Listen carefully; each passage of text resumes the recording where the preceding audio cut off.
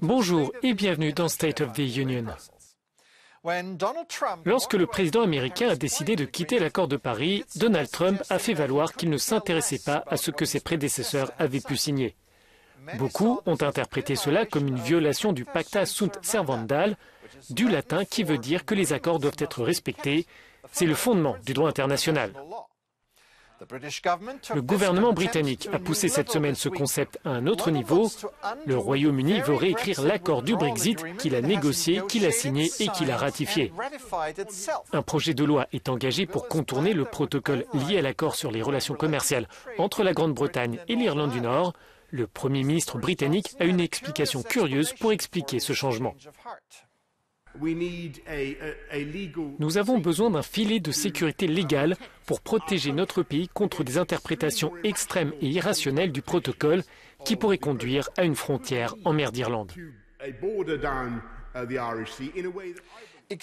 Interprétation extrême et irrationnelle, c'est pourtant un texte qu'il a lui-même approuvé. Résultat, la confiance européenne concernant le Royaume-Uni est au plus bas. Voici l'avis du Premier ministre irlandais. Évidemment, cela soulève des inquiétudes lorsqu'un gouvernement commence de façon unilatérale à s'écarter des accords sur lesquels il s'est pourtant engagé. Cela soulève des inquiétudes partout, et puis cela pose la question de la confiance en l'adhésion aux accords internationaux qui sont en vigueur. L'éventualité évoquée par Boris Johnson de remettre en cause un traité comme tactique de négociation dans des discussions commerciales est à la fois insensée et dangereuse, écrit le journal britannique The Economist. Cela pourrait être employé comme une excuse pour laisser les pourparlers s'effondrer et voir les deux parties se quitter sans accord. Et cela pourrait porter un coup à la reprise économique déjà difficile à orchestrer pour l'Union européenne. Mais grâce au plan de relance massif, les institutions estiment que l'Europe est suffisamment armée pour se frotter économiquement avec le reste du monde, y compris le Royaume-Uni. Dans son ensemble, la réponse économique européenne a été bien supérieure au paquet des États-Unis ou de la Chine. Nous envoyons un message non seulement à nos citoyens, mais aussi au reste du monde. L'Europe est une puissance mondiale et nous sommes prêts à défendre nos intérêts.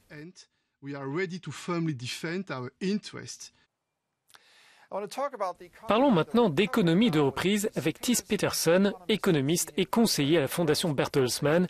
Merci de répondre à nos questions. La pandémie de coronavirus a provoqué une récession économique mondiale. Vous affirmez toutefois qu'il y a des signes d'une reprise, particulièrement en Europe. Quels sont ces signaux?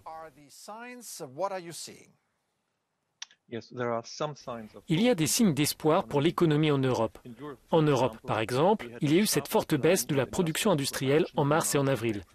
Mais maintenant, en mai et en juin, la production industrielle a augmenté de 10% par mois.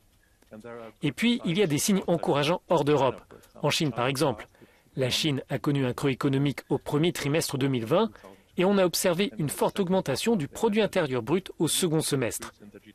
C'est positif pour l'économie européenne car désormais, nos entreprises peuvent augmenter leurs exportations vers la Chine. Il y a différentes vitesses en Europe. L'Allemagne fait par exemple bien mieux que le reste du continent. Pourquoi? Il y a tout d'abord la durée et l'intensité du confinement dans les différents pays. En Italie, en France et en Espagne, il y a eu des restrictions sur la vie publique plus fortes qu'en Allemagne. Ensuite, la structure économique est importante. Les fabricants peuvent produire leurs biens même s'il n'y a pas de consommateurs.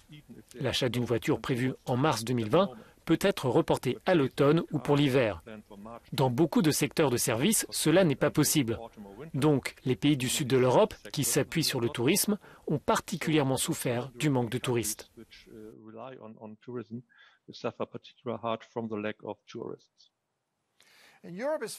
L'Europe a réagi avec un plan de relance massif qui s'ajoute aux programmes nationaux.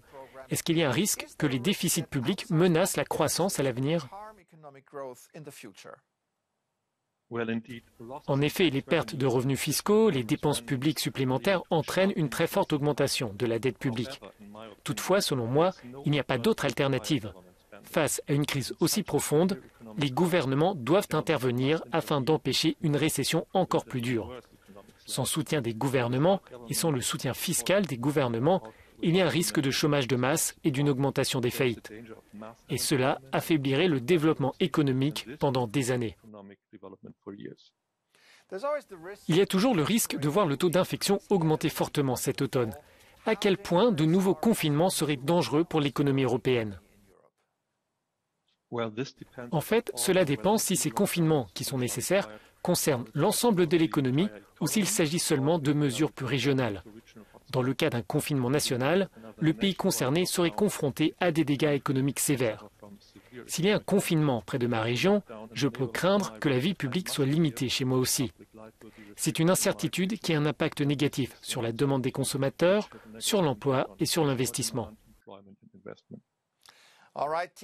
Thies Peterson, merci d'avoir répondu à nos questions.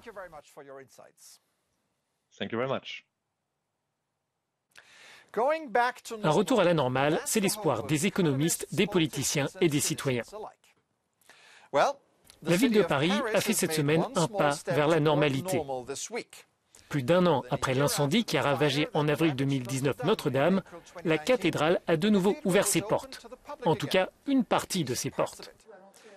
La crypte archéologique sous le parvis est ouverte au public et propose une exposition dédiée à deux figures majeures de cet édifice, Victor Hugo, qui a rendu célèbre le bossu de Notre-Dame en 1831.